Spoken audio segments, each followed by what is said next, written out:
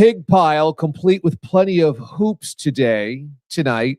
Thanks so much for joining us. It is Watch DA Live, one of the most interactive and special sports YouTube live shows anywhere, anytime, right here. It happens Sunday nights at 7:30 Eastern Time, 4:30 Pacific. And we've got a great game going on right now. Huge comeback by the Kansas Jayhawks, tying things up with St. John's. 65 all, 13 seconds to play. When this goes final, John Jastremski is going to join us from The Ringer. He's obviously all over New York sports. Obviously, St. John's is right in the center of things right now in the Big Apple. JJ will join us about that and the hire of Jerry McNamara at Syracuse. JJ, such as myself, just like myself, is also an Orange grad. We've got your Furious 5 coming up here. Also, I want to let you know about members only because we're giving away awesome stuff as part of DA's Touchdown Club, and we've got your beam up. So hit us up in the comments for the content right now. Bang out some comments, questions, concerns, and we'll get you up here, posted, and answer some of those questions and get you guys a little bit of gloss here on Watch DA Live. All right, enough of me talking about the show. Now it's me talking about the stories of the day, and namely March Madness.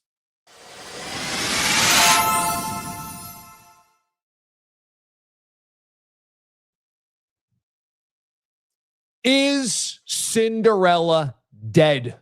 It's the question everybody has asked and tried to answer over the course of this opening weekend in March Madness.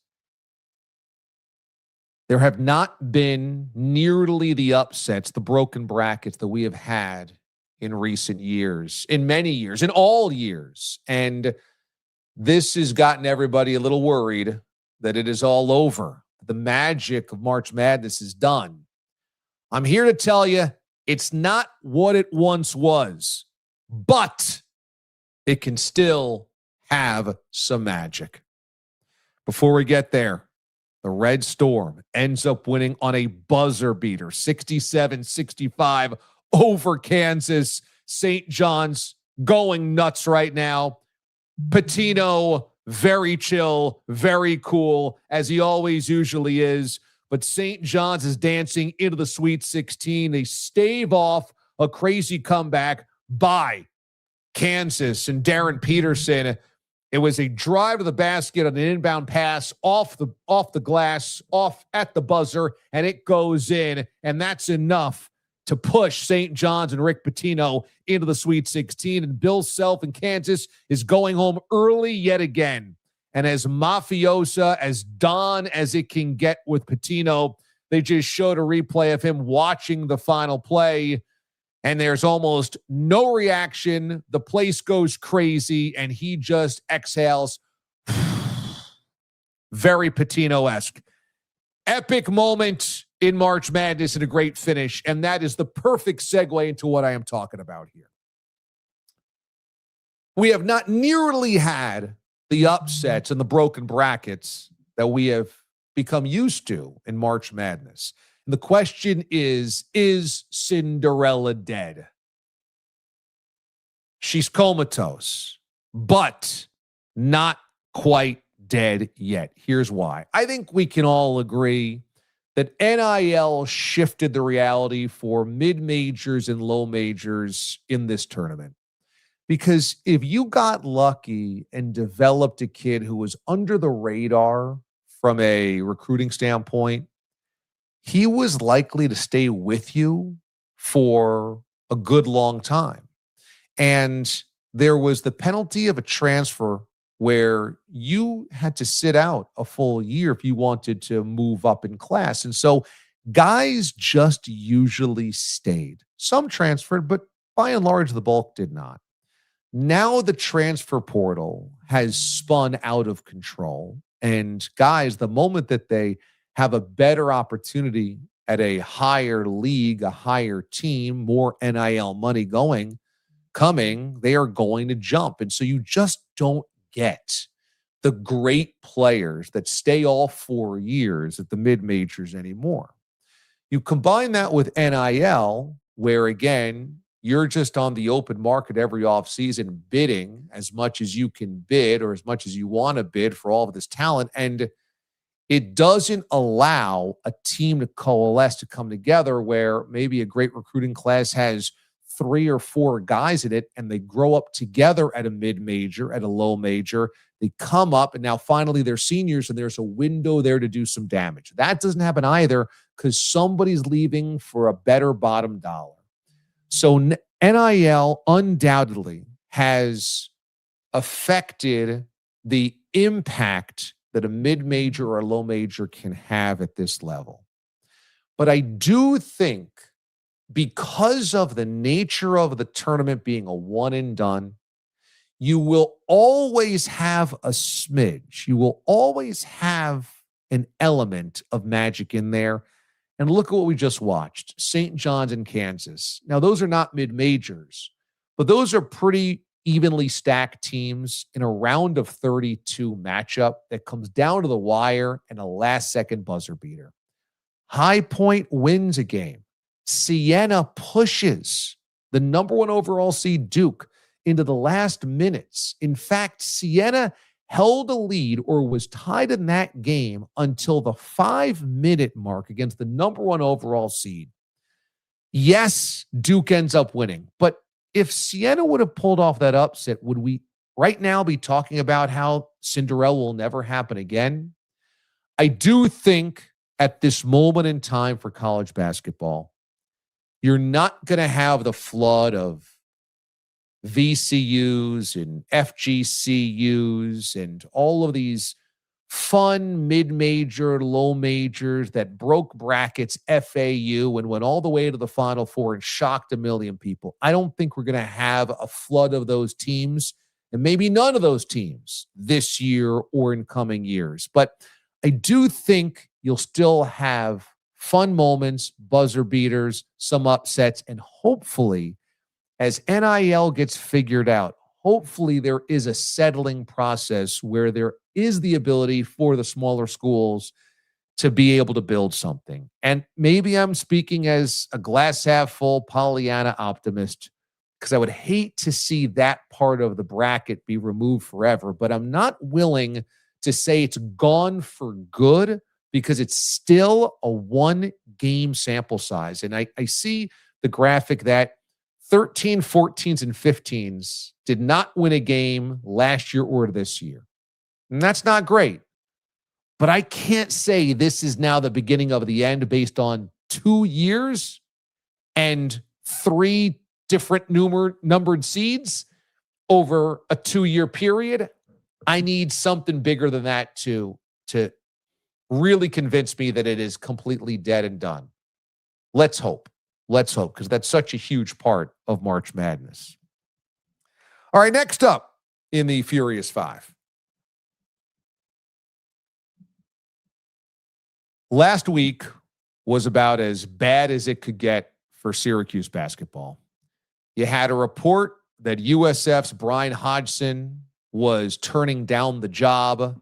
There was infighting within the fan base about whether you needed somebody from the family or outside the family, another non-tournament season, and it got really ugly on social media.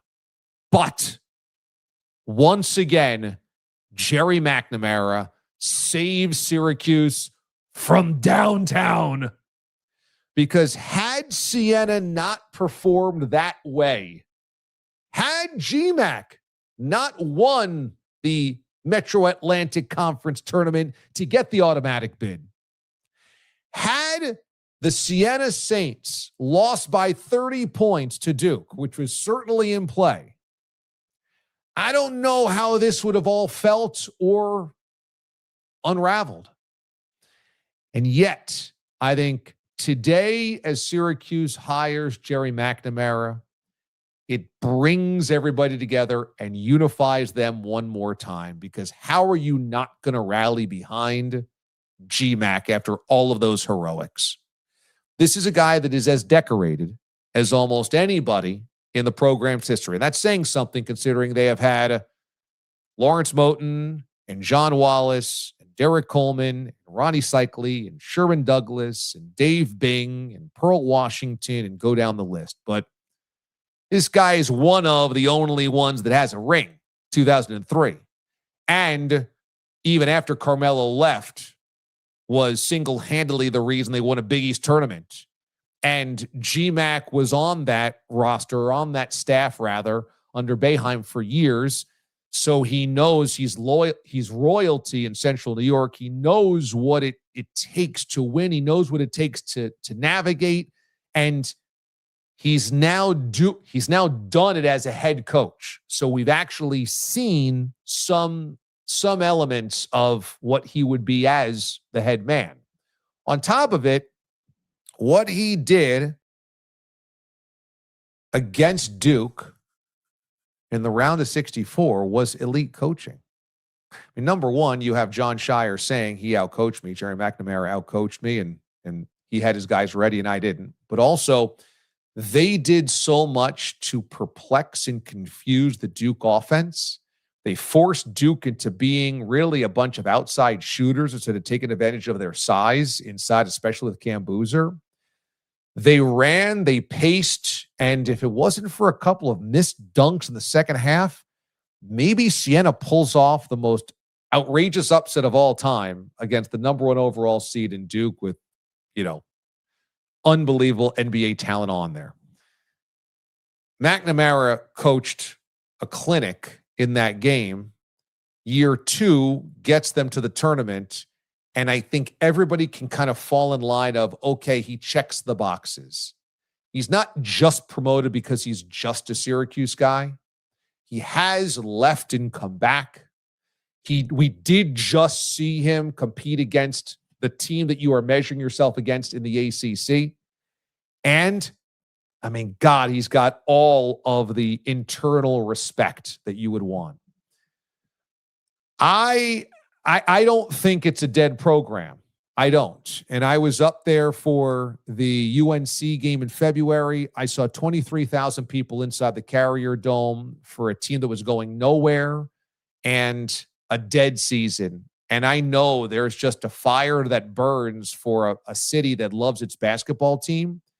And I just think they're waiting for a reason to be activated. And I know the ACC move has been unpopular, especially with me. I was there when they were in the thick of the Big East. But there is an unfortunate truth where you have to play football somewhere. And that paycheck, if you want to pay for NIL for football and basketball, you need a power conference paycheck behind you. And that comes from the ACC. It's a necessary evil. But I don't think the basketball program's dead. And I think there's been a lot of early eulogies written, some from within Syracuse fans, a lot from outside. But I think Jerry McNamara is kind of the exact person they need right now. And I would say there is no downside of this. There isn't, because either he's there 3 years and they miss the tournament every single year and he's not the answer and they're exactly where they are right now, or he wins and it's obviously a huge success. But had he gone somewhere else and won, it would have been pure pain. And had they chosen somebody else and he stayed at Siena and won, and the other guy's not so good, that would have been pure pain. This was the move at the moment in time that they needed and they had to have. So I'm for it.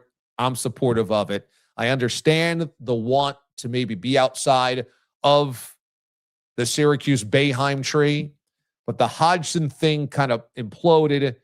And it might have been the best thing that could have happened because GMAC's got a lot of juice right now. All right, we just mentioned this incredible game. St. John's and Kansas went down to the wire. St. John's survives, and now they are into the Sweet 16. My guess is the Ringer podcast, New York is going to be all over this game. My man, John Jastremski, joins us here on the show. Let's do it.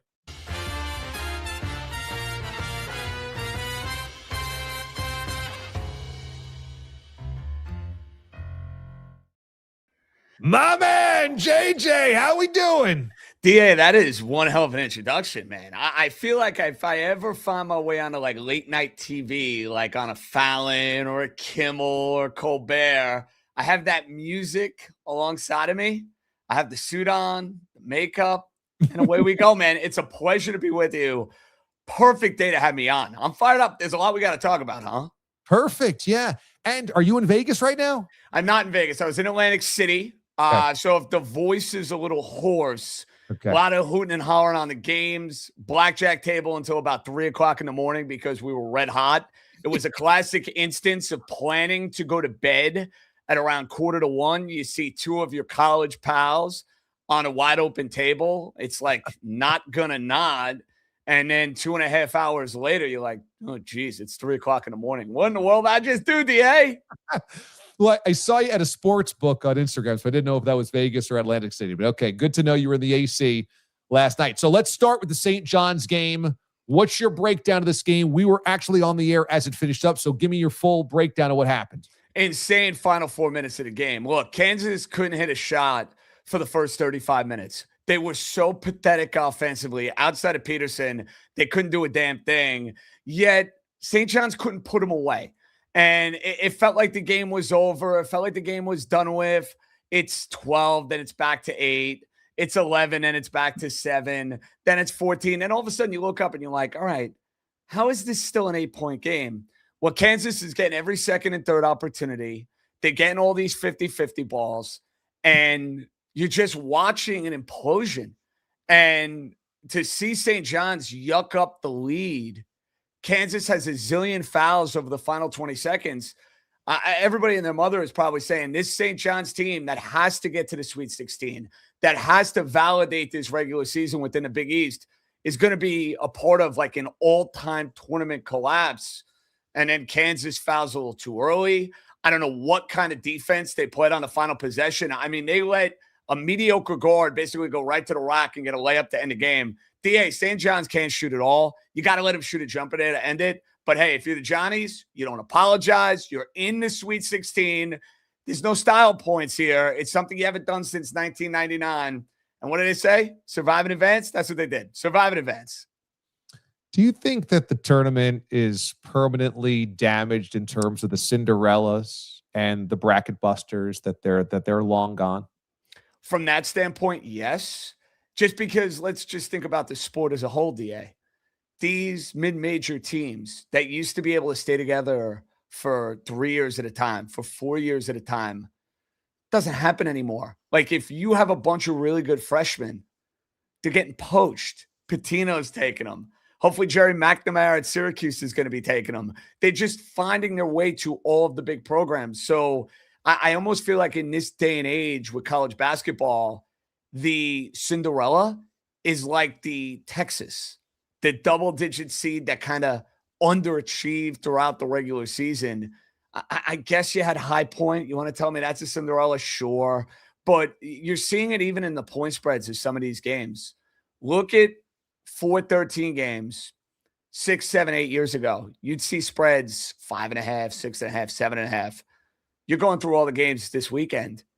It's 14.5. It's 16.5. It's 18.5. And it just speaks to the mid-major from a talent standpoint. They can't keep up anymore. And that's kind of why you're seeing what you're seeing. Best team you saw this weekend? Ooh, that's a great question. Great question. I thought Michigan was pretty impressive Saturday. That's a really good St. Louis team. Yeah, they took absolutely no prisoners. They beat their rear ends from start to finish. I thought they looked great. I thought Iowa State really showed you something in the second half because that looked like Kentucky was ready to go. I said to somebody, got back to I'm watching that game, and I didn't bet it, but I liked Kentucky plus the points. I thought it was a little ratty. Didn't bet it. Iowa State closed the half so strong. I told anybody who was willing to listen, go bet Iowa State in the second half. They're going to wipe the floor with Kentucky. Like, they didn't play a great half, but then they came out, they closed strong, and then they took no prisoners in the second half. But I just, like, from a tournament standpoint, I know we're not getting the drama with these upsets, the mid-majors, the high seeds. Duke St. John's next Friday, pretty freaking awesome. Absolutely. And Illinois, which I think is going to be a phenomenal basketball game. Houston, the way they defend, Illinois, and the way they can score. That's like the trade-off with this. If you really like the sport and you find yourself getting into it, maybe it's right after football season comes to a close. Maybe, hey, you watch your conference games in December and January, and then you really start getting into it in February and beyond. There are a lot of good teams in college basketball, and I think for the most part, DA, they're all going to be playing next weekend. Yeah, and I also think that while we haven't had the upsets the last 2 years, I think there's always going to be one or two just because of the nature of a one-game sport, a one-game elimination. You know, you like look at Siena keeping it close with Duke. Now, it didn't come down to a final shot, but like, do we need 4 double-digit seeds advancing, or do we just really need one? One would be fun, and I think that's still potentially plausible. Although, as you said, it's a lot harder to keep that really good player or players together if you're going to be in a mid-major or low major. Well, I think that's a really good point because you want like a St. Peter's, or I remember it was Florida Gulf Coast. Like if you have one of those teams Great. in the Sweet 16, it's perfect because you're like, okay, there's your darling, there's your Cinderella. When you have multiple, the games in that second weekend kind of stink. They do. Yeah. You're not any good. Sorry. You're looking at like 12, 13-point spreads and, you know, it's all fun and dandy. And then all of a sudden they're playing a Duke or they're playing a big boy and it's like, they don't belong. So what was your take on the Jerry McNamara hire and really the saga that has unfolded around it with Brian Hodgson from USF potentially turning it down, although there's now conflicting reports about whether it was ever actually offered to him? Okay, so I have a lot of thoughts. Now, first things first, DA, I have to be transparent on this. A couple of weeks ago, and you know this because you're a diehard, I'm a diehard. We love our university very, very much. It treated us very well. We saw a lot of great moments. We've had tremendous careers because of the experience we had. So it means a lot to us. Why do I preface that? The basketball has been embarrassing the last couple of years. No sugarcoating it. Absolutely, positively embarrassing to the point where mighty Syracuse has not even had regular seasons that matter. Like you mentioned it right before I came on. I heard you talking about that UNC game. I was on a fence going to that UNC game. I bailed because I said the season's over. Like there's no sizzle, no juice, no interest. So I need Syracuse to matter. I was screaming, get somebody outside the family. Get somebody outside the family. New ideas, outside perspective, all that comes with it. That all being said, DA, I bring all of this to your attention because I watched Jerry McNamara coach his championship game. And then I watched Jerry McNamara, who I loved, and I cut school senior year of high school to watch him go beat UConn in the Big East tournament, which, by the way, was a great decision, even though I scalped tickets that I thought might have been fake on 7th Avenue. But we got in the building. That's all that matters. We were there. We saw the moment. I think we got tickets from UConn fans as we were walking out for Friday. So really, really worked out well. There's that tie-in. And I watched Jerry coach his ass off, playing 5 guys against one of the 4 best teams in the country, and they were right there. I watch and I'm into this sort of thing. I love these locker room speeches in the NFL. I love it because I can kind of weed out, in my opinion, a coach that I'd want to play for and a coach that just doesn't bring a whole lot to the table. I watched his locker room speech for Siena, and I'm like, this guy's a leader of men. This is somebody I'd want my son to go and play for. This is somebody who can go and represent my university. And maybe I'm going to look like a damn fool in a couple of years because, hey, it's just more of the same and Syracuse doesn't escape that outside perspective. But I have now officially been won over on the Jerry McNamara hire. Is that fair? Oh, I think so. I think if you would have polled most Syracuse fans last week, let's just say like Wednesday, right after the Hodgson thing went down, or maybe right before Hodgson, I think most people felt like you did. Hey, you got to go outside the family because the Adrian Autry years have been so tough. And it felt like simply an extension of the last years of Boeheim, which were also tough. So yeah, everybody kind of wanted a new energy. And I don't think many people were paying attention to Siena Saints basketball. So it didn't feel like Jerry McNamara had this incredible momentum behind him. You wanted the hot young guy. And then Hodgson turns it down and everybody's like, oh my God, sky is falling. And at the exact moment the program feels like it's at DEFCON 4 is when McNamara has one of the coaching clinics of the entire tournament. They had no business being in that game. None. 5 guys, as you said, that played all 40 minutes, and they led until the 5-minute mark. So at that point, how could you not go, well, he checks all the boxes, and even if he is, quote unquote, a family inside hire, wouldn't it be crazy if, like, you let him go to San Diego State, or you let him go to Iowa, or you let him go to, pick your major conference team or close to it that's like plucking the next young great head coach, and you let him go there right when you needed somebody? You really couldn't let it happen like that. So you have to hire him just to see if he can bring the magic. Yeah, and it's one of those relationship type killers. If the Syracuse program does not give Jared a job this time around, and they end up going with, I don't know, another mid-major coach. I'm not even going to put Hodgson and the St. Louis coach in the conversation. Let's say it's a little bit more of an upstart. Or let's say they go hire a guy I think is going to be a really good coach, DA. Hurley's assistant, Luke Murray, who I absolutely love. I think he's going to be a phenomenal coach one day down the line. I feel like if that's the way you go and Jerry becomes a star, that's it. The relationship between Jerry and Syracuse and this guy who is a part of, your national championship team, that's done. Can't do that. And you may never get him again. It's not like there's another cycle that opens up and he's going to leave or he's going to get fired and it's going to sync up right when you need a head coach. Kind of got to do it right now. So we'll see. Like I said, I think there's really no downside here, because if there's 3 years without a tournament again, right back. He's not going to be the coach. You know it and I know it. He's not going to be the coach. That's it. But you know what, DA? You brought up something earlier, and I think it's such an excellent point. Things are really bad for Syracuse. They're really bad. They lack an identity. It doesn't feel like the same program. I get why they left for the ACC, but I think they missed the Big East. You miss it. I miss it. We miss that vibe, that scene, that energy. But I think Pitino and St. John's is the perfect example of how, like that, you could turn a program around. You spend money, you have the right coach, you recruit the right players. This is not old school college basketball where it takes 3-4 years and you got to get recruit. No, if you do it right, next year you could be in the tournament. That's not exaggeration. That's fact. If you do it right, you can be in the tournament the following year.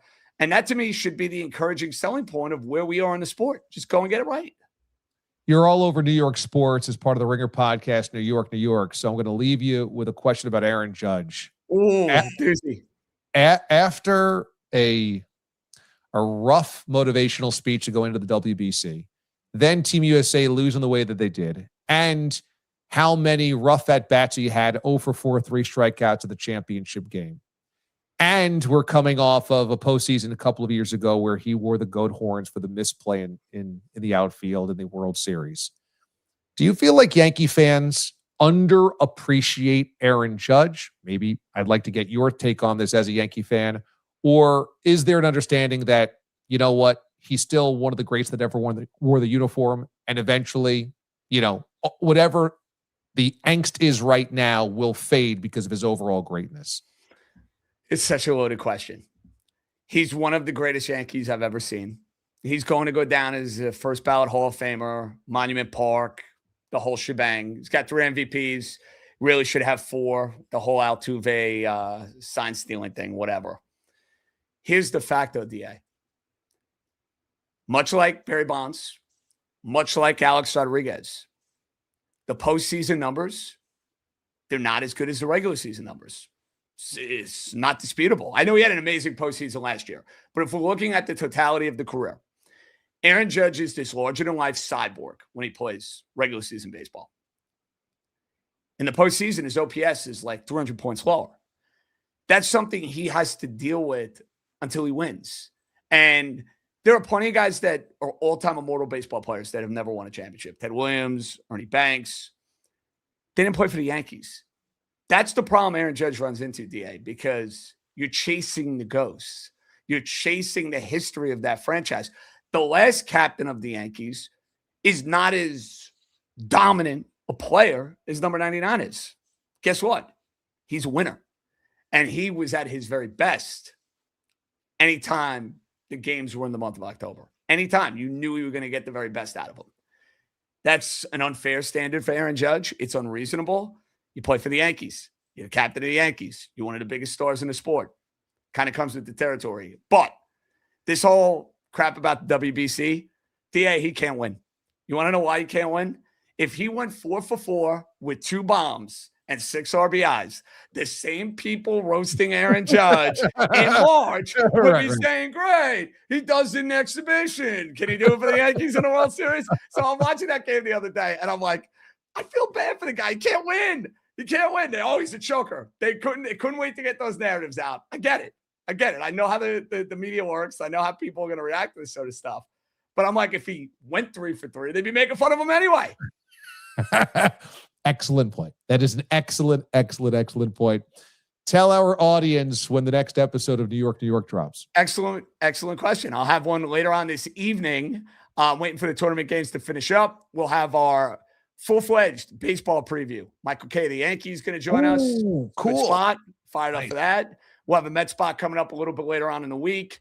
And obviously reaction, all the craziness with St. John's, of course. And last week you had Boeheim on, so people can listen to that as well. That was a fun chat. You know that. Never a dull moment with that guy. Never. Never. And he's great with technology. We had more issues than he did. It was amazing. I lost internet for a second. I go, Jim, you got a minute? He's like, yeah, we're good. He goes, I'm used to this happening to me or being on my end. I'm like, Coach, full circle. I love it. Forget High Point. That's the upset of the weekend, that Boeheim's good with technology. Very good. Very good. He must have got taught, but very good. That's right. JJ, love you, brother. Appreciate you. DA, love you, baby. Anytime, man. You know where to find me. Thanks, man. John Jastremski, host of New York, the Ringer podcast, all about New York sports. Check it out. All the places you get your podcast. JJ's the best. JJ for many years was a fill-in host when I was off, when I was on CBS Sports Radio. Also does a lot of work on SNY in New York, Sportsnet New York on TV. So great stuff to have JJ drop on by.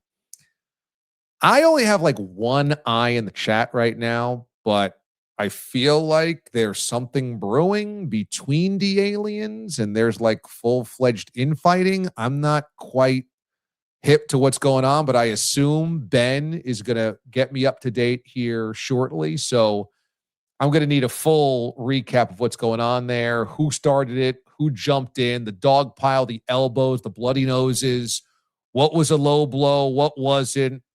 Who's, grabbing naughty parts down there and twisting? I need to know what's going on to this dog pile at some point in time. But before we get there, by the way, make sure you're subscribed to the YouTube channel. How great is this show? How great is this show? JJ was amazing.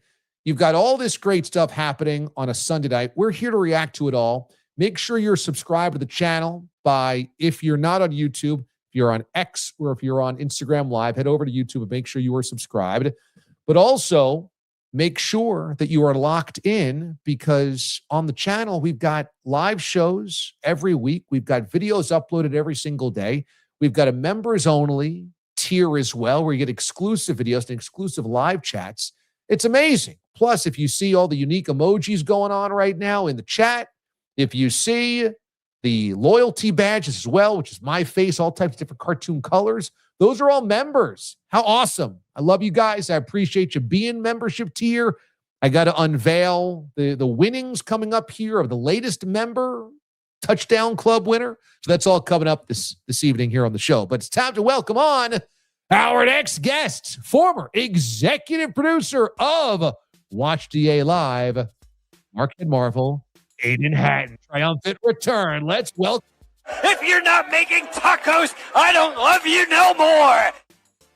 Ah, there he is. Every month should be March.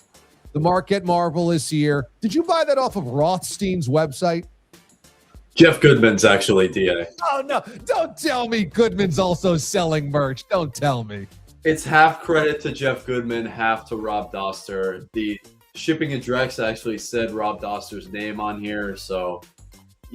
it's a great design. I could say I watch way more Watch DA Live than I do the Field of 16.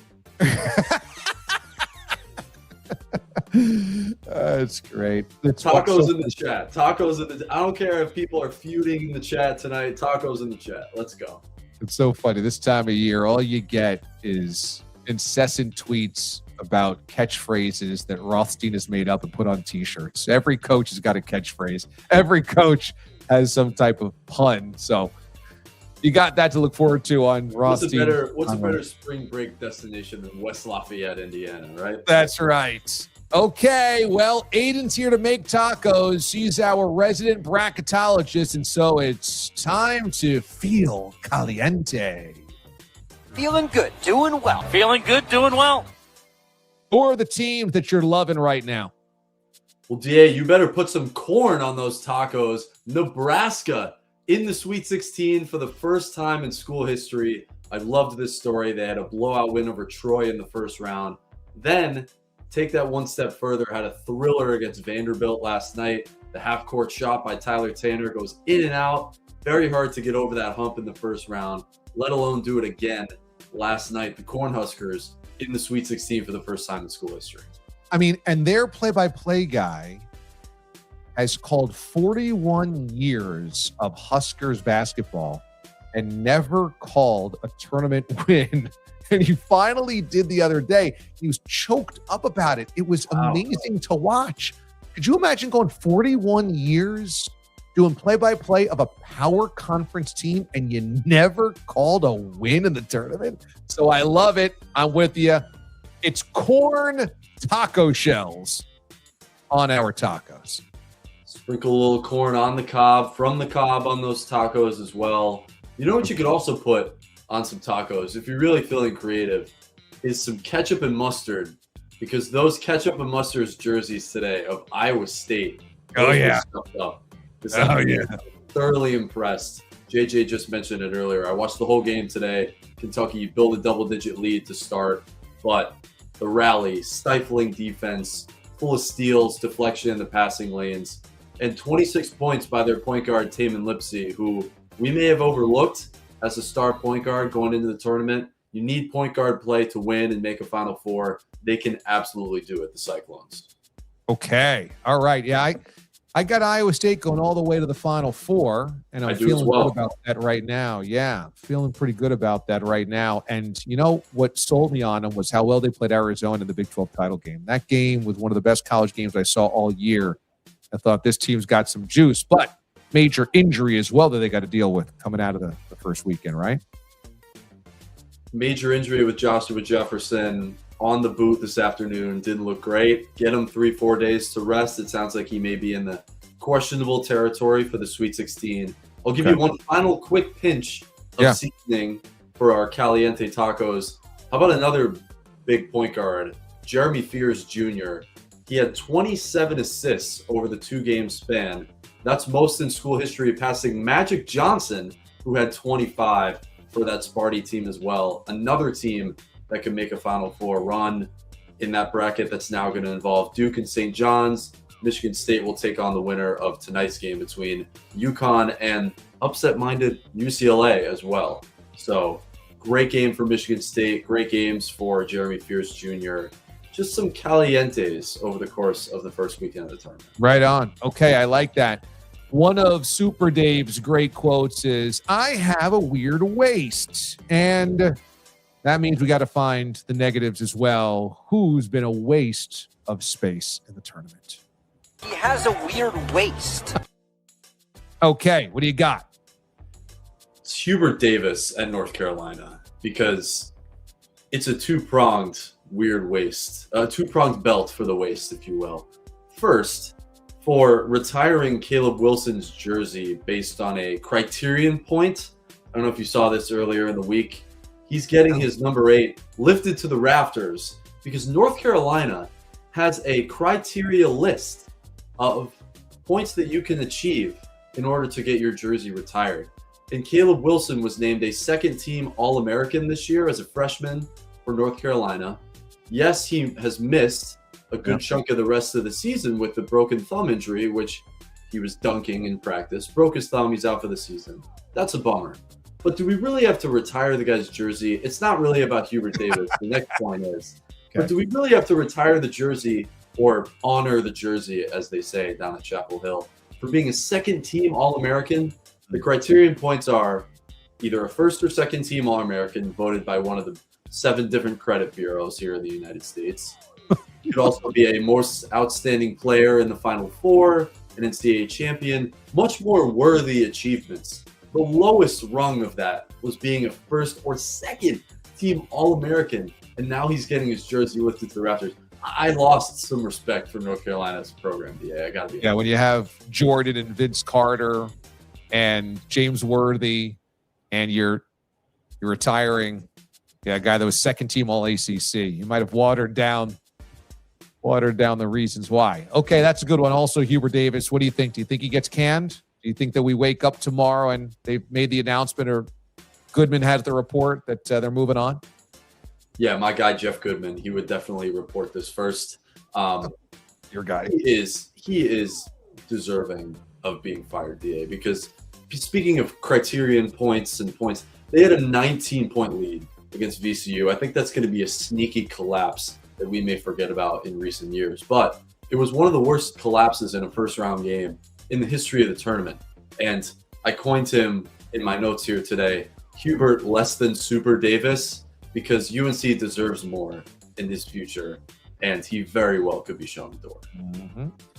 Okay, very good. Now, when it comes to March, we love the Magic as well. I don't know if there's mid-major Magic in this tournament, and I don't know if the mid-major Magic is suddenly starting to evaporate, but that's where we turn now with our Marquette Marvel. Have fun with your marriage! What do you think? Is Cinderella dead? Here. The Cinderella, you may say, yeah, they had, the high point, and I'm not considering Texas a mid-major or as a double-digit seed. Congrats to High Point on their win. I want to talk about Troy, who unfortunately lost to Nebraska, but you may say there's no mid-major Magic left in the tournament. Troy's head coach, Scott Cross, in the news over the weekend. He's reportedly getting his DA Hall of Fame yellow jacket because he's being hired as the next head coach at Georgia Tech. And you're going to ask, why are we talking about Scott Cross, right? Well, Mr. Spectre Gadget will let us know here. He does his recruiting visits a certain way that lend itself to a lot of mid-major Magic. Let's play the clip. Hey, all right. Started off the first 2 recruits I brought on campus. We're driving down the main street. I point out Waffle House, ask them if they want to eat there for breakfast. And they were like, Waffle House? Hell no, I don't want to go to Waffle House. I'm like, okay, my bad. We'll try and eat somewhere else. Long story short, we signed neither one of those guys. Then we brought a guy named Nick Stampley, who's an OKG, our kind of guy. He was our 3rd recruit to visit. We're driving by. We don't even say anything about Waffle House. He sees it. He's like, oh, Coach, y'all got a Waffle House here? Can we go there tomorrow? He was our first signee. He was one of the toughest guys we've ever coached.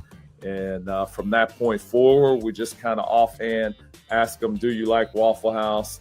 The answer is yes. It's like we sign them. If it's no, we never get them. So I told my staff, I was like, hey, y'all can save a lot of time and money. First phone conversation, in passing, ask them, do they like Waffle House or not? I love that quote. And I also love the idea that you build a framework and an ethos to your program simply by whether or not they are Waffle House aficionados. The DNA comes together in a team. Well, the webs come together in the waffle as well. And Scott Cross is building his rosters based on who likes Waffle House. It's just the best. Best of luck to this guy at Georgia Tech. By the way, we love Georgia Tech basketball coaches around here because we had Josh Pastner on the show last year at this point. Yeah. Did you see his clip from the conference tournament when he kept saying, yeah, this has been a house of horrors for us, HORRORS. He had to spell it out twice so that people had to, clarify he wasn't saying a word with a W in the front of it. Just the best guys are coming out of Georgia Tech, and best of luck to Scott Cross in the tournament. Josh Pastner was a guest here on Watch DA Live last March when he got the job at UNLV, and we found out that he loved Rice, was a huge Rice fan. And remember that went viral, and now at UNLV, they've leaned into his Rice fandom, and they're all about it. So we changed the culture here on Watch DA Live, Aiden, and you were a big part of that. We did break that story. I met Josh as a young lad when I was about 10 years old, which he remembered. And he may have been a double-digit seed a couple times at Memphis. Speaking of double-digit seeds, because it's mid-major magic. And speaking of DA Hall of Famers, potential candidate Andrew Catalan, friend of the show, Evening of Football alum, calls games here in the tournament for CBS. Mm-hmm. And the broadcast, Andrew's producer, made sure to put this on the air, this mid-major magical stat. 11 seeds are 4-3 all time, over 500 with Andrew Catalan on the call. How about that? No, is that true? That is correct. All right, my man Cat. That is awesome. So he is the voice of craziness and upsets in March. I love it. 2 more wins for the 11s this year, VCU and Texas. And you got to give a tip of the hat to Cat, if you will. Very nice. We will see you next Sunday, Aiden, for a little bit more taco making. Thanks for your time tonight. If you're not making tacos, I don't love you no more. All right, very good. How good is this show, everybody? How good is this show? Watch DA Live happens on Sunday nights at 7:30 Eastern time right here on YouTube, on Instagram Live, and on Twitter/X. Make sure you are here on Sunday nights to watch. And we've got videos throughout the entire week as well. So you got to be subscribed to the channel. Make sure you are subscribed. Click on subscribe on the YouTube channel. That way you are connected and get alerted when we go live like this on Sunday night. So you will not forget, or when we do members only chats as well once a month. We will do our March members only chat, Ask DA Anything, and be giving away some cool stuff the final week of March. Not this upcoming week, but the following week of March. So that's the last week of March. We're going to do it either Monday or Tuesday of that week, probably Tuesday. So just keep that in the back burner for you.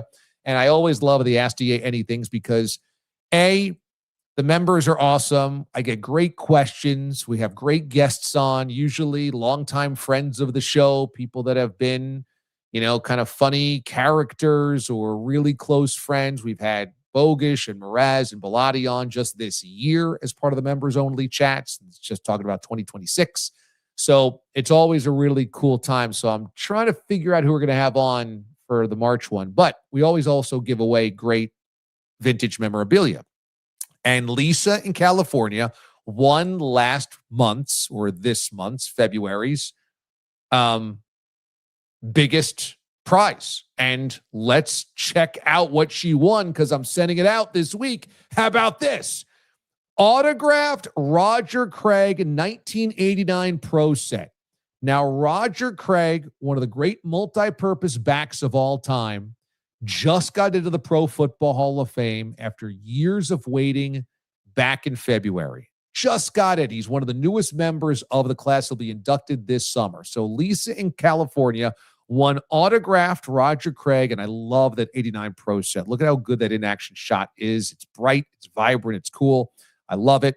And then also the old school Sports Illustrated from 1989, the NBA preview issue. There you go. So all of that is going to Lisa. We will give away more cool vintage memorabilia this month. Again, like I said, the final week of March is when we'll have our Ask DA Anything. You just got to be a member of the channel. If you're on YouTube right now, above me, you will see members. Click on that, join, and we would love to have you as part of the team for our Ask DA Anything. And then you would be in the Wheelorama, the randomizer for who wins our monthly prizes. Okay. I think I'm kind of picking up some of the vibes of what's going on in the chat, and Ben Spector Gadget can help us clarify this, but it seems like the crux of it is Daily Row and Moist Pork are going back and forth over fashion, and that Daily Row doesn't respect Moist's fashion sense, even though Moist works in fashion, and that Moist Pork is saying, I don't care. I'm comfortable with myself. I do it for me. And now, Ben, is this kind of what am I picking up correctly what the feud is right now in the chat? I think that's what it's led to. Honestly, I've been trying to follow, and I'm even a little lost. but I think you got the crux of it correctly. I've been focused on this comment from Kristen, which is in Buffalo, as Pete the Body would say, sports. So I've been focused on the sports as well, trying to make that the priority. Okay. Yes, as Pete the Body might say, sports. Raise his pen in the air and declare. I would offer a rendition, but I feel like I'm doing it sports. wrong. Okay, well, I feel like here's what I would say. I love Moist, and he knows that. Daily Row, don't know if I've met you, because if I have, I guess you've never introduced yourself to me as Daily Row, but if you're here, and I think I read that you've been with me for 15 years or something like that, obviously I love you. If you're loyal to the show like that, I don't mind you guys throwing elbows. Obviously, it's all good, because at the end of the day, I know everybody around here is really high quality human beings. So you get into scrapes, families fight. It's all good. Just don't make it personal. And I'm sure everybody will come together. You shake, you make up, you're good to go after the show. And we'll see you guys here next week as well. So I'm sure it's all good in the hood, but good to know that I see a lot of chat about Bob's Bar. And that's what I really want, is to get a date set for Bob's Bar into the summer so that everybody can come and join.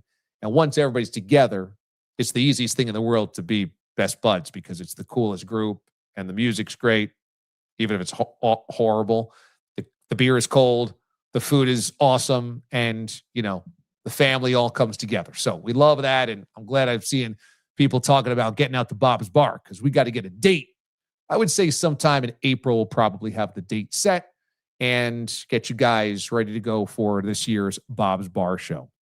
All right, Ben, let's get you back on here for some other beam ups, because I want to see what are some other comments that we got going on. Yeah, a lot of good comments in here aside from the fashion, sports.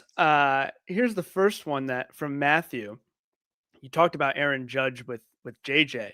4 more days until the start of another disappointing Red Sox season to start. Now, don't focus on the Red Sox part of this, okay? I think the funniest part about baseball season, and it's 100% true, is all winter we wait and wait for baseball season, and we just wait until this random Wednesday night in June when the closer blows the save and you feel like there's no tomorrow. And what do you do to help grieve? You watch them play Thursday night.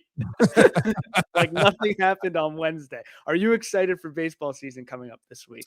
Yeah, I am. And as a Mets fan, I don't know what this year holds, but baseball, the start of it, always excites me because it is the symbol of the summer coming.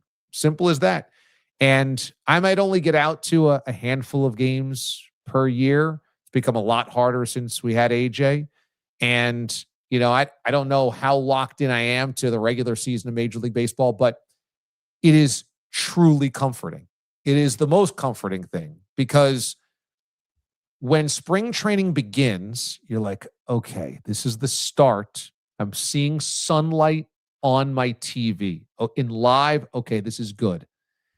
And then opening day hits, and for most of us in the country, it's freezing cold. There's no leaves on the trees yet. It's blowing cold wind like through the stadium, and you're like, I can't even think about warm weather. But it is the start of that thing happening. So yeah, I'm very much for it. And for those, I'm sure there's plenty of you guys that had miserable winters. Us here in the Northeast, New York specifically, we had 2-foot blizzards. So anything that suggests green grass and leaves on the trees, I'm all about.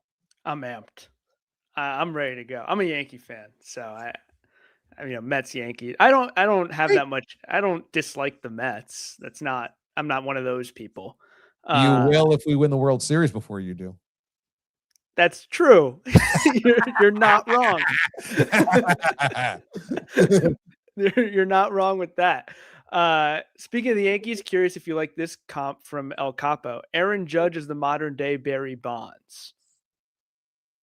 Well, here's the thing about Bonds. I'd really have to look at his postseason numbers, because the Judge thing is kind of jarring because he's in the postseason all of the time. And he's only judged by, pardon the phrase, but a ring. He has to get a ring because the Yankees they collect rings. And that's what JJ was talking about, that everybody that has worn that uniform that's an all-time great obviously has championships.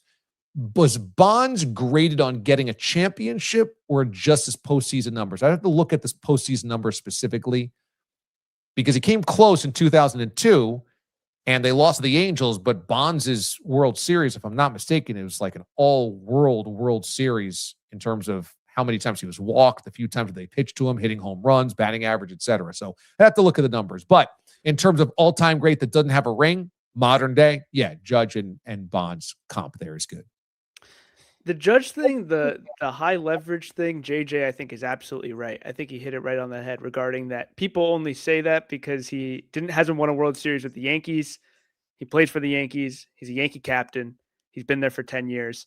There's been a lot of high leverage moments where judges come in, he's succeeded, and then they've lost. The team has lost, and it had nothing to do with him. Right. It happened in 2024 in Game 3 of the ALCS. He had a home run off Clase, which at the time was a big deal. Now we know Clase he gambled, but that's besides the point. 2-run home run. He had the home run in the ALDS last year against the Blue Jays.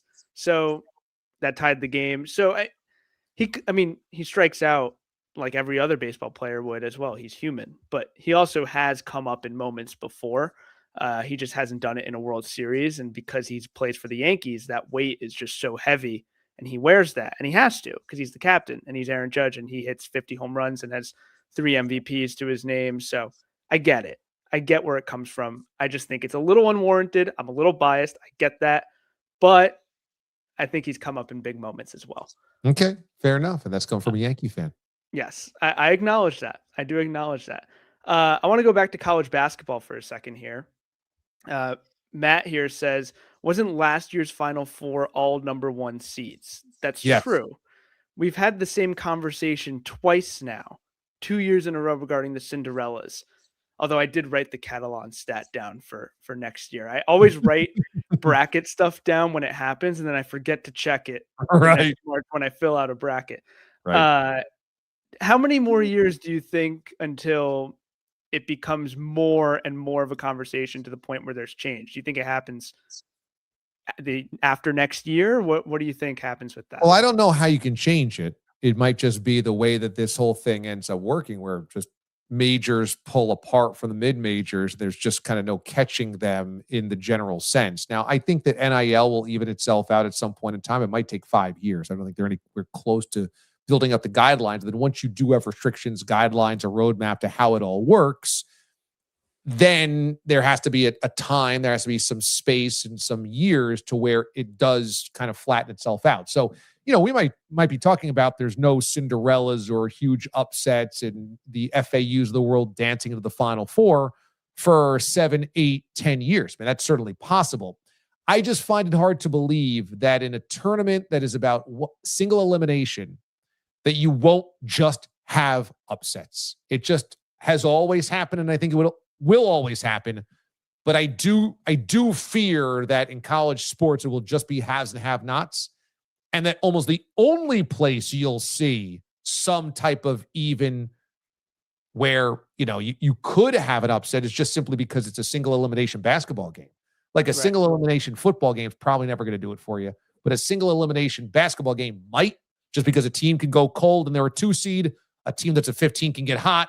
One guy has a bank shot off of the glass to win it, and suddenly there's the upset. But I don't know if you can count on a timeline of when this thing is going to settle one way or the other, because it's all in total flux right now. It's interesting. It's interesting because I feel like in the past years, we'd fill out a bracket and we'd look at 13 seeds and 12 seeds and we'd say, oh, they could beat the 5 seed. And 2 years in a row, it's just you pick the 12 seed, you pick the 13 seed, the 11 seed. I know VCU won, but barely. And you pick them and you think, oh, the 5 seed won. Of course, I should have known that, because they have way more money than the 12 seed that they played. And they invested in these players who have had experience playing in games like these before, coming to this program. So it completely, well, not completely, but it almost completely eliminates the upset potential. Now, that could change as there's more money overall in the system. But it's an interesting conversation in terms of, do people become impatient because there's not as many upsets, or do they appreciate the fact that the best teams are winning? Yeah, I think actually you need a little bit of upset. You need a little bit of that so that it keeps people engaged in the early rounds, because you just don't want all blowouts. But there's always going to be bad coaches in big universities. There's always going to be a guy that goes ice cold who plays for a 3 seed. There's always going to be a team that overlooks the smaller team, like Duke probably completely overlooked Siena. Those things don't change just because one team has a better NIL deal. Like North Carolina's NIL dwarfs VCU, I'm sure. Absolutely dwarfs it. But if you have a bad coach, if you have a team that overlooks the opponent, and one team, plays a trap and gets a couple of turnovers or whatever, hits a few threes, like suddenly it's a game. So I just think that part of it can't change, although it can become less frequent. Yeah. I'm looking forward to next year's tournament when I go complete chalk and just sit back and see what happens. Okay, before we get to the Little Mo laugh of the day, I got 2 more Furious Fives here. Okay, I want to get to those as well. Number 1, Cam Scatterbo is in the news, and not for the right reasons. Okay, so let's talk about this.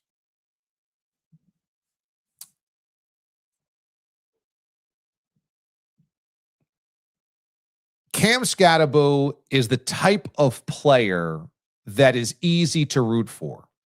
He's the type of human being, however, that's really easy to mock. He's not that smart. And that part of him is kind of charming on the football field because he probably doesn't know his own physical limitations. He runs 100 miles an hour into brick walls constantly in the football field. He'll play injured. He'll play with guts and heart and a type of gusto that you want on your team. But every time he speaks, he sounds stupider. And whether it's when he's gaming and talking about dopey things, or in this case where he makes jokes about CTE being fake and asthma being fake. I mean, this is how you know he's actually a 7th grader, is because his mom had to jump on to Twitter to defend her son and saying that, of course, it was sarcastic because he used to fetch his grandmother's asthma, inhaler. I mean, imagine having your mom have to clean up your mess. Imagine having your mom jump into the comments to let everybody know that you're being sarcastic. He's just a child. He is a juvenile child. And I would say it's kind of surprising to play in the NFL and be surrounded when you get to the NFL by New York Giants players like Carl Banks, who is on the team flights. He is calling games for you. They have LT come around and Phil Simms come around and Mark Bavaro come around and Michael Strahan come around. The Giants always do the family thing. Otis Anderson is there. Everybody's always there all the time. I mean, you have no respect for the guys that came before you and think that CTE is just a joke. And even if that is a sarcastic joke, it is obviously in poor taste because there's guys that went through CTE that played the same exact position you do, played in the same league you do, and took their life because of it. But, do you expect Cam Scatterbo to know the story of Dave Duerson? Do you expect him to know the story of Junior Seau? No, because he's just a 7th grader in a big person's body. He's a child. He's juvenile. He's an idiot. He's kind of just like, that's Cam Scatterbo. And it's unfortunate that he wouldn't be a little bit more sophisticated, but he's not.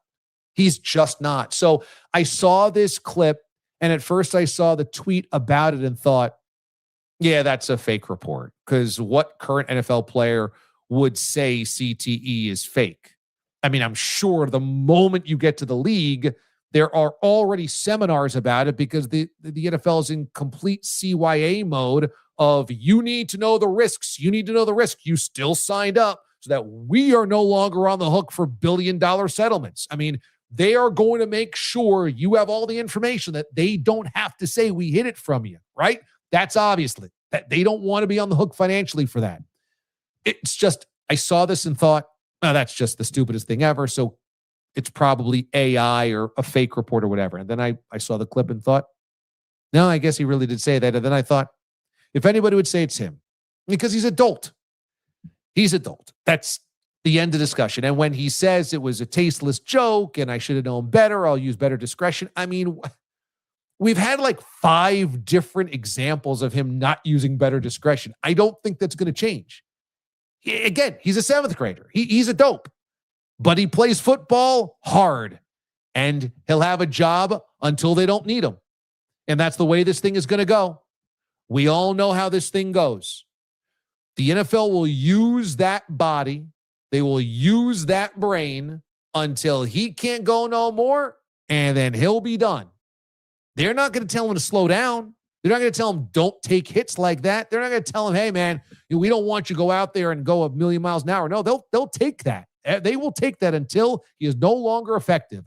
So it would behoove somebody to get into Cam's ear and be like, dude, CTE, I need you to talk to the family of XYZ. You got to talk to the family of Dave Duerson. You got to talk to so-and-so. Not because you need to be worried about, taking your own life necessarily, but you need to know the reality of this because this is what can happen. And to act, A, like it's a joke, or B, if you really thought it was like, fake news, you have to be educated because you are a prime target of being a victim of that type of cranial damage. Okay, and finally, on the Furious 5. Hubert Davis always struck me as a really reasonable, intelligent, professional guy. But these last couple of days has made me completely rethink that. It's one thing to coach poorly in the tournament. Hey, a lot of great coaches have had bad days. A lot of great coaches have been the victim of big upsets or collapses, choke jobs. Hubert Davis, it has not been great at Chapel Hill. Year number 1, he goes to the championship game. He knocks off Duke to close down Coach K. Cameron. He beats Duke again to the Final Four. That's as good as it's ever going to get. Ever since then, it's gone down and down and down. And now they're scraping by just to make the tournament. And he, of course, loses the big lead in the first round. But I'm not worried about that because sometimes that happens to good coaches and good people. What I'm bothered by is 2 things that happened after that. The press conference in which he was defiant in the face of any and all questions, including those that were not only completely professional, but also soft. I mean, guys were almost apologetically asking Hubert Davis about what happened, and he still was defiant and unprofessional and belligerent with them. That's the first part. All right, so that part bothers me because you're the head coach and you've got to be at your best when things are at their worst. But even that, I might be able to say is a bad moment for a good guy. And then Jeff Goodman, Field of 68, College Basketball Insider, had a report that Hubert Davis didn't even, quote, want this job. And I thought, what? Now, let's peel back the onion here. Jeff Goodman's a very well-connected insider. So who do we think was his source here? Probably Hubert Davis. If it wasn't Hubert, probably his agent. It certainly wouldn't be North Carolina. It certainly wouldn't be the AD or the chancellor at UNC that hired Hubert Davis, when the report is Hubert Davis didn't even want this job. Why? Well, you're following a legend in Roy Williams. And, this wasn't exactly the way I guess Hubert Davis had planned his career going, whatever that means. He was a very popular guy on TV. Maybe he knew walking into those shoes, he would immediately become unpopular because he could never live up to Roy, never live up to Dean before that. Fine. If this was a job you never wanted, A, why'd you take it? B, why haven't you left? And C, why is this just coming out now? This, to me, reeks of Hubert Davis calling a guy that he knows in the media and defending himself before he gets fired. I broke up with you before you broke up with me. I never even liked her. Why'd you get married? I never even liked her. That's what this reeks of, which is the ultimate unprofessionalism. Do you like the money? Do you like the stature? Do you like the notoriety? Did you like the winning? Did you like going to the national championship game? Did you like going to the Final Four? Did you like cutting down the nets to go to the Final Four? Did that do anything for you, Hubert? Did you like when you were winning, walking around campus and being high-fived and being cheered? Did you like your coaches' shows? Did you like all the benefits that come out of being the head coach at UNC? Because if this is a job you never wanted, why are you still there? And why did you take the job in the first place? And if you're going to tell me that you took it because basically Roy set you up and you had to out of a favor for him, now's not the time to say I never wanted this anyway. Now's not the time. Not after you acted like a petulant child at the postgame press conference after your team blew a 19-point lead in the second half. Not now. Not now.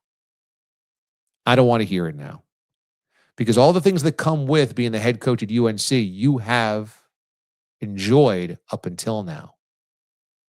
And now suddenly you have your worst moment and the report comes out, he never wanted the job anyway.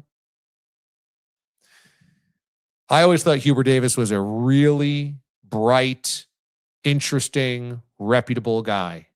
And what I've seen over the last 2 days since that loss has flipped my opinion, because those are two really bad moments for him. Really bad. And if he gets fired this week, it would be completely understandable because A, the results on the floor have not been good, but also B, you don't know how to comport yourself after a loss. And then C, after all of that, you said, this is not a job that I even wanted. Well, okay. Guess what? 99.5% of coaches out there, it is a job they absolutely would want, because that is one of the best jobs of the country. It's one of the 3 best jobs of the country, probably. I would imagine you would have people crawling over bodies to get to coach that program. So please, save it for another day. All right. I want to get to your Little Mo feel-good moment of the show, our laugh of the day. Little Mo, of course, is our patron saint around here. Mo Gabba would call up my show when I was doing nights and overnights on CBS Sports Radio from Baltimore. He had this amazing laugh that just was infectious. He always was laughing and fun and happy despite incredible childhood health situations and, illnesses that, really wrecked his body and took him from us far too soon. But he was always light. He was always laughter. He was always love. And that's what I always want to espouse here on the show. So we got to find something to make us laugh. And how about more cowbell here in the NCAA tournament? Let's play it.